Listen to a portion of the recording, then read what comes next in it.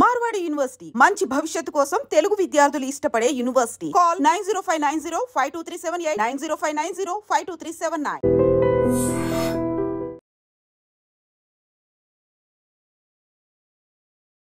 ప్రస్తుతం తెలంగాణలో ఒక ఆందోళన పరిస్థితి కనిపిస్తోంది. ఎందుకంటే ఉత్తర తెలంగాణలోని కొన్ని జిల్లాల్లో భూమి నిన్న స్వల్పంగా కంపించింది.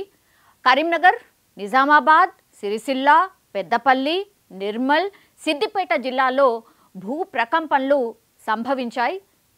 దీంతోని భయంతో ప్రజలు ఇళ్ల నుంచి కూడా పరుగులు తీసిన పరిస్థితి.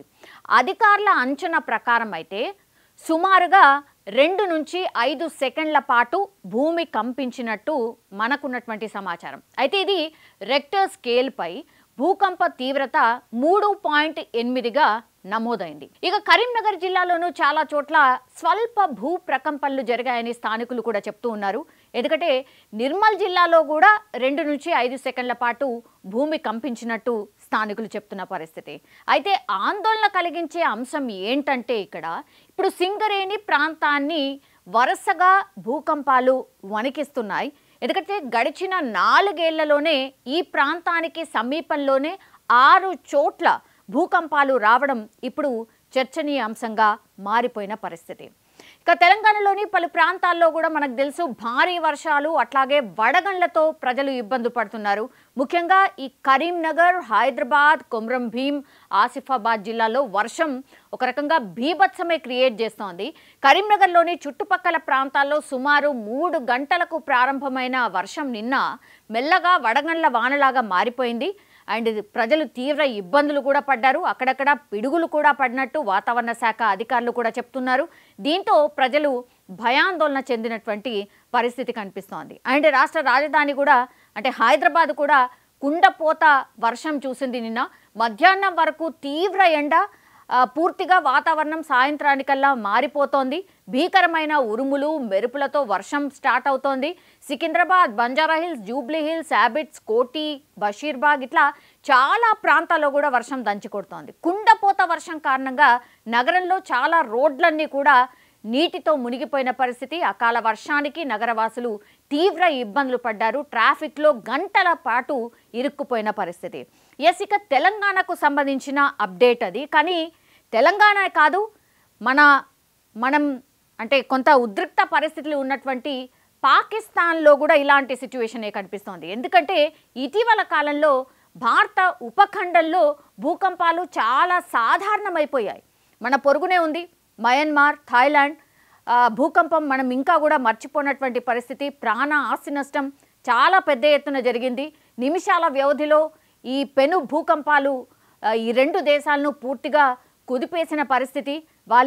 వాళ్ళు కోలుకోలేని సిచ్యువేషన్లో ఉన్నారు అనేటువంటిది కూడా మనకు తెలిసినటువంటి సిచ్యువేషన్. అయితే ఈ ప్రకృతి విపత్తు బారిన పడి 3700 మంది వరకు ఇప్పటి వరకు ప్రాణాలు కోల్పోయినరు. 5500 మంది గాయపడ్డారు. అనేక భవనాలు కూడా పేక మేడల్లాగా కూలిపోయాయి. అండ్ పలువురు వాటి శిథిలాల కింద చిక్కుకొని చనిపోయినటువంటి పరిస్థితి. భవనాల శిథిలాలు తొలగిస్తున్న కొద్దీ మృతదేహాలు అక్కడ బయటపడ్డాయి. అప్పట్లో మనందరికీ తెలిసిందే. ఇప్పుడు తాజాగా మన పొరుగు దేశం పాకిస్తాన్ కూడా భూకంపంతో వణికిపోయింది. ఇప్పటివరకైతే దీనివల్ల సంభవించిన ప్రాణ ఆస్తి నష్టాల వివరాలు ఇంకా కూడా తెలియలేదు. బట్ పలు నివాసాలు బీటలు వారినట్టుగా మనకున్నటువంటి సమాచారం. కొన్ని చోట్ల పాక్షికంగా కూడా కూలిపోయినట్టు కూడా కొంత చెప్తూ ఉన్నారు. ఈ భూకంప తీవ్రత రెక్టర్ స్కేల్పై 4.2గా రికార్డ్ అయింది. సాయంత్రం 4 గంటలకు భూమి కంపించినట్టుగా నేషనల్ సెస్మాలజీ సెంటర్ వెల్లడించింది. ఆఫ్ఘనిస్తాన్, తజికిస్తాన్ సరిహద్దుల్లో ఈ భూ ప్రకంపనలు ఎక్కువగా చూసినట్టు చెప్తున్నారు. ప్రకంపనలు ఈ 2 దేశాల్లో నమోదైనట్టుగా కూడా చెప్తున్నారు. భూకంపం సంభవించిన వెంటనే స్థానికులు కూడా తీవ్ర భయాందోళనకు గురయ్యారు. ఇళ్లలో నుంచి బయటికి పరుగులు తీసినారు. ప్రధాన భూకంపం తర్వాత కూడా స్వల్ప స్థాయిలో ప్రకంపనలు సంభవించిన ఆనవాళ్లు కూడా కనిపించినట్టుగా, అట్లాగే ఇళ్లలోకి వెళ్ళడానికి కూడా జనం భయపడినట్టుగా కూడా చెప్తున్న సిచ్యువేషన్ అయితే కనిపిస్తోంది. ఈ భూకంపం వల్ల ప్రాణ నష్టం సంభవించినట్టు ఇప్పటివరకైతే ఎలాంటి రిపోర్ట్ రాలేదు. ఆస్తి నష్టం జరిగినట్టుగా కూడా కొంతమేర తెలుస్తోంది. ఈ భౌగోళికంగా అలాగే క్రియాశీలక భూకంప ప్రాంతం Pakistan. So European Indian tectonic ప్లేట్లలో పరిధిలో వస్తోంది ఈ దేశం. దీని పరిధిలో తరచూ భూకంపాలు సర్వసాధారణం. ఇప్పుడు లేటెస్ట్గా ప్రకాశం జిల్లా పొదలిలో భూ ప్రకంపనలు కనిపించినట్టుగా చెప్తున్నారు స్థానికులు. సో జిల్లాలోని దర్శి, పొదిలి, కురిచేడు, ముండ్లమూరులో భూ ప్రకంపనలు సంభవించాయి.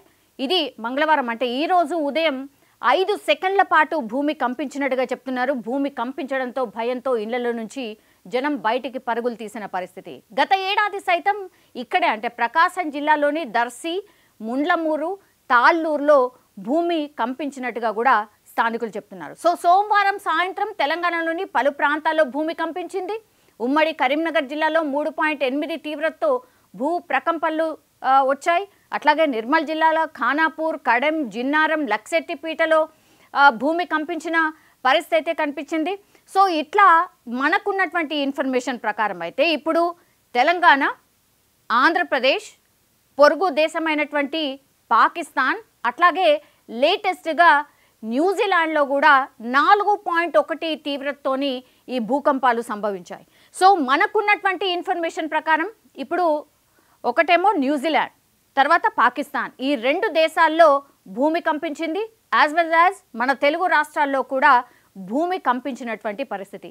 సో ఇట్లా భూకంపాలు ఎందుకు వస్తున్నాయి, ప్రజలైతే భయపడిపోతున్న పరిస్థితి అయితే కనిపిస్తోంది. ఎందుకంటే వెరీ ఫ్రీక్వెంట్లీ ఈ భూకంపాలు వస్తున్నాయి కాబట్టి ఏం జరగచ్చు ఏంటి అనేది కూడా మాట్లాడుకుంటున్న సిచ్యువేషన్ అయితే కనిపిస్తోంది. తెలంగాణలో ఎస్పెషల్లీ ఉరుములు, మెరుపులు, పిడుగులు పడుతున్నాయి కాబట్టి నిన్న చాలామంది కన్ఫ్యూజ్ అయిపోయారు. అంటే ఈ పిడుగులు వచ్చాయా లేదంటే నిజంగానే భూమి కంపించిందా, ఇట్లా చాలామంది వాళ్ళు తెలుసుకున్న వాళ్ళ రిలేటివ్స్కి కావచ్చు, స్నేహితులకు కావచ్చు, వాళ్ళు కాల్ చేసి మరీ భూకంపం వచ్చిందా లేకపోతే ఈ పిడుగుపాటికి ఇట్లా భూమి వణికిందా అని కూడా కొంతమేర మాట్లాడుకున్నటువంటి సిచ్యువేషన్. కానీ అధికారులు స్పష్టం చేసిండ్రు, ఎస్ భూకంపం వచ్చింది, 3.8 తీవ్రతతోని భూకంపం వచ్చింది. సో ఇట్లా వరుసగా భూకంపాలు వస్తున్నాయి.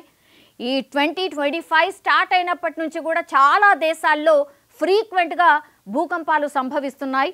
సో చూడాలి మరి ఇది ఎటువైపు దారి తీస్తుంది, అసలు ఏం జరుగుతోంది.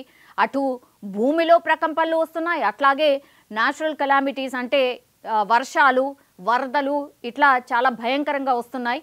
మరి పూర్తిగా క్లైమేటిక్ చేంజెస్, క్లైమేట్ పూర్తిగా మారిపోయిన పరిస్థితి కనిపిస్తోంది. మరి ఏం జరుగుతుంది ఏంటి అనేది కూడా శాస్త్రవేత్తలు కూడా ఒక అంచనాకి రాలేని సిచ్యువేషన్ ఉంది. నిజంగా ప్రస్తుతం ఉన్నటువంటి సమాజం దేనికి ప్రయారిటీ ఇస్తుంది? ఆర్థిక సంబంధాల చుట్టూ మాత్రమే తిరుగుతుంది. మళ్ళీ ఎన్నికలంగానే చాలా విరక్తి కలుగుతాను. మంచి అనిపిస్తుంది కదా, లేడీస్ కూడా ఛాలెంజింగ్ జాబ్స్ చేసినప్పుడు చాలా బాగుంటది. ట్రాఫిక్ అసిస్టెంట్స్ గా నియమించిన ట్రాన్స్జెండర్స్ అందరితో సాల్యూట్ చేయించుకుంటున్నారు. ఫుడ్ డెలివరీ ఇవ్వటానికి వెళ్ళినటువంటి డెలివరీ బాయ్ అనిల్ పై కళ్ళ ముందు పెళ్ళండుకోండి